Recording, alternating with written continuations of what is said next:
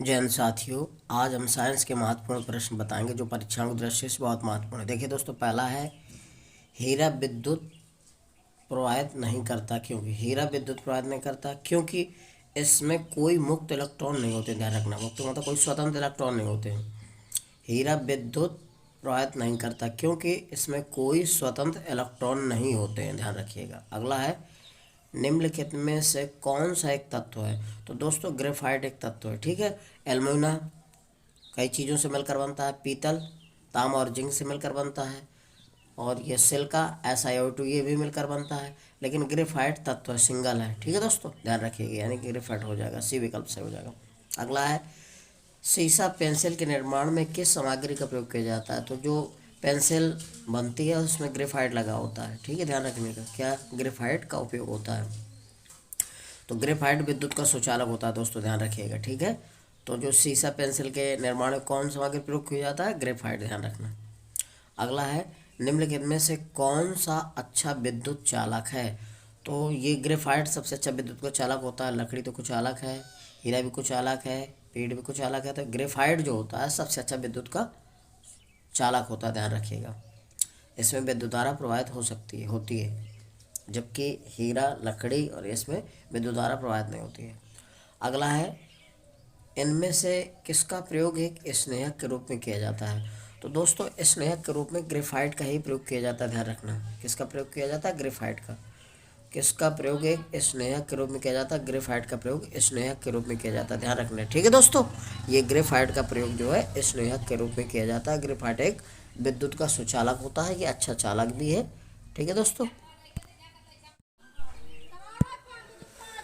अब अगला है दोस्तों, हाइड्रोजन को जलाने पर क्या बनेगा। तो हाइड्रोजन यानी H2 प्लस ऑक्सीजन साथ जलाएंगे तो दोस्तों जल बनता है। H2O क्या बनता है, जल, यानी कि पानी बनेगा। ध्यान रखना, हाइड्रोजन को जलाने पर क्या बनेगा, जल, पानी। ठीक, H2O। अगला है निम्नलिखित में से हाइड्रोजन के बड़े खंडों को कौन सा अवशोषित करेगा। तो हाइड्रोजन के बड़े खंडों को अवशोषित करने वाला होता है पैलेडियम का कोलाइडी विलयन।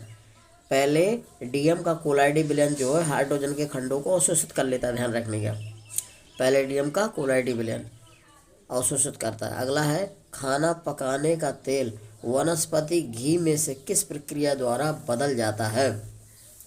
यानी कि खाना बनाने वाला जो तेल है वनस्पति घी में बदल जाता है, किस क्रिया द्वारा होता है। तो ये हाइड्रोजनीकरण द्वारा होता है। ध्यान रखना, हाइड्रोजनीकरण निकिल की उपस्थिति में होता है दोस्तों, Na। तो हाइड्रोजन क्रिया द्वारा होता है, किसके द्वारा, हाइड्रोजनीकरण द्वारा। ये खाना बनाने का तेल जो होता है वनस्पति घी में बदल जाता है। ठीक है। अगला है वनस्पति तेल से वनस्पति घी बनाने में प्रयुक्त होने वाली गैस कौन सी है। ध्यान रखिएगा। तो कौन सी है ये है तुम्हारा मतलब वनस्पति तेल से घी बनाने में प्रयुक्त होने वाली गैस कौन सी है, वनस्पति से घी बनाने में। तो ये ध्यान रखिएगा दोस्तों, हाइड्रोजन है इसमें, क्या है, हाइड्रोजन। अगला है, इसमें तो हाइड्रोजन है, हाँ ठीक है दोस्तों। अगला है निम्नलिखित में से कौन सी गैस ग्रीन हाउस गैस नहीं है। तो दोस्तों, ओजोन ग्रीन हाउस गैस है, नाइट्रस ऑक्साइड भी ग्रीन हाउस गैस है, और जलवाष्प भी है। लेकिन कौन सी नहीं है, हाइड्रोजन नहीं है दोस्तों। कौन सी, चौथा विकल्प से हो जाएगा। तो ग्रीन हाउस गैस कौन कौन सी होती है, मेथेन होता है, नाइट्रस ऑक्साइड है, ओजोन है, जलवाष्प है। ये सभी दोस्तों मेथेन गैस होती है, वो सॉरी ग्रीन हाउस गैस होती है, कार्बन डाइऑक्साइड होती है। लेकिन ये हाइड्रोजन ग्रीन हाउस गैस नहीं है। ध्यान रखिए, चौथा विकल्प से हो जाएगा। ठीक है दोस्तों। अगला है प्रकृति में पानी का सबसे शुद्ध रूप क्या होता है। तो वर्षा का जल सबसे शुद्ध रूप होता है। वर्षा का जल जो है पानी का सबसे शुद्ध रूप होता है, यानी कि पहला विकल्प से हो जाएगा। ठीक है दोस्तों। अगला, पानी से हाइड्रोजन को अलग करने की प्रक्रिया क्या कहलाती है। पानी से हाइड्रोजन को अलग करने की प्रक्रिया कहलाती है विद्युत अपघटन कहलाती है, विद्युत विघटन या अपघटन। ठीक है दोस्तों। तो पानी से हाइड्रोजन को अलग करने की प्रक्रिया क्या कहलाती है, विद्युत विघटन कहलाती है, सॉरी विद्युत विघटन कहलाती है। ठीक है दोस्तों, अपघटन में विघटन कहलाती है। ठीक है। पानी से हाइड्रोजन को अलग करने की प्रक्रिया क्या कहलाती है, विद्युत विघटन। अगला है जल से हाइड्रोजन तथा ऑक्सीजन का अनुपात भार कितना होता है। जल में हाइड्रोजन तथा ऑक्सीजन का अनुपात भार कितना होता है? 1:8 होता है। कितना होता है? जल में हाइड्रोजन तथा ऑक्सीजन का अनुपात भार होता है 1:8। अगला है, शुद्ध पानी किस प्रकार का विद्युत चालक है? तो जो शुद्ध पानी होता है वो खराब विद्युत का चालक होता है, ध्यान रखना। शुद्ध पानी किस प्रकार का विद्युत चालक है? खराब होता है, खराब विद्युतीय चालक होता है, ध्यान रखिएगा। ठीक है दोस्तों। अगला है, निम्न में से कौन सा विद्युत का चालक है? तो रबड़ नहीं होता, कुछ चालक होता है। शुद्ध जल नहीं होता, ये लवण जल होता है। बेंजीन भी नहीं होता।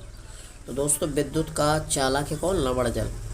लवण जल, लवणी जल जो होता है वो विद्युत का चालक होता है। ठीक है दोस्तों। अगला, लगभग किस तापमान पर पानी का अधिकतम घनत्व होता है? तो 40 डिग्री सेंटीग्रेड पर पानी घनत्व अधिकतम होता है, ध्यान रखना। पानी का घनत्व अधिकतम होता है कितने पर? 4 सेल्सियस पर, ध्यान रखेगा। तो 20 यानी कि बी विकल्प से हो जाएगा।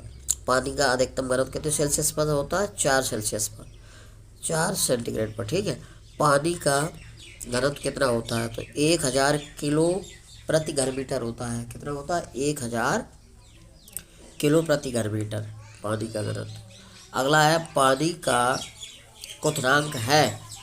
पानी का क्वथनांक कितना होता है दोस्तों? तो 212 फ़ारेनहाइट होता है। पानी का घनत्व कितना होता है? क्वथनांक, पानी का क्वथनांक कितना होता है? 212 फ़ारेनहाइट होता है। पानी का घनत्व कितना होता है? 212 फ़ारेनहाइट। अगला है, पानी का हिमांक बिंदु कितना होता है? 32 फ़ारेनहाइट होता है। पानी का हिमांक बिंदु कितना होता है? 32 फ़ारेनहाइट। एफ का मतलब होता है फ़ारेनहाइट। ठीक है दोस्तों। तो पानी का क्वथनांक कितना होता है? 212 फ़ारेनहाइट। और पानी का हिमांक बिंदु होता है सिर्फ 32 फ़ारेनहाइट। ठीक है दोस्तों।